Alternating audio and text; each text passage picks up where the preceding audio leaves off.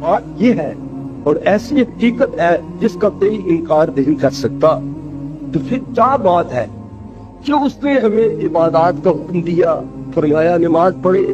فرمایا روزے رکھو، فرمایا حج کرو، فرمایا زکات دو، میرے احکام کی تعمیل کرو۔ ان عبادات کے لیے اپنے مخلوق کو تکلیف دینا جبکہ ہماری عبادتوں سے اگر بے نیاز ہے، ہماری سجدوں کی اس کو کوئی ضرورت نہیں ہے، اس رب العالمین نے پھر بھی ہمیں یہ نظام عطا فرمایا کہ 5 دن میں 5 مرتبہ نماز پڑھو گے، سال میں 1 مہینہ روزے رکھو گے، پھر عمر میں 1 مرتبہ حج کرو گے، ہر سال جو میں رزق تمہیں عطا فرماؤں اس سے کچھ حصہ میرے راستے میں تم خرچ کرو گے۔ تو سوچنا یہ ہے اور اس بات پر کرنا ہے کہ جب وہ ان چیزوں سے بے نیاز ہے تو کیوں ہمیں سردی کے موسم میں ٹھنڈے پانی سے وضو کر کے اور پھر مسجد میں جانے کا حکم دینے کی تکلیف دیتا ہے؟ جب وہ بے نیاز ہے تو ہمیں کیوں گرمی کے موسم میں روزہ رکھنے اور پیاس سے سارا دن سڑکتے رہنے کا حکم ارشاد فرماتا ہے؟ اور یہ سارے احکام اور یہ سارا نظام عبادت اس کا مقصد کیا ہے، اس کی غرض کیا ہے؟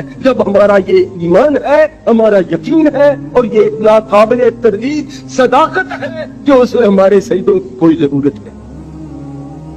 میں آج اسی کے بارے میں آپ کی خدمت میں عرض کرنے کی سعادت حاصل کرنا چاہتا ہوں۔ بے شک اس کو ہمارے سجدوں کی ضرورت نہیں، لیکن اس لیے اس نے ہمیں عبادت کا یہ ایک منظم نظام عطا فرمایا ہے کہ اگر ہم اس نظام کے مطابق اپنی زندگی گزاریں گے تو ہمارے خاک کے ذرے میرے ماس سے زیادہ تابندہ تر ہو جائیں گے۔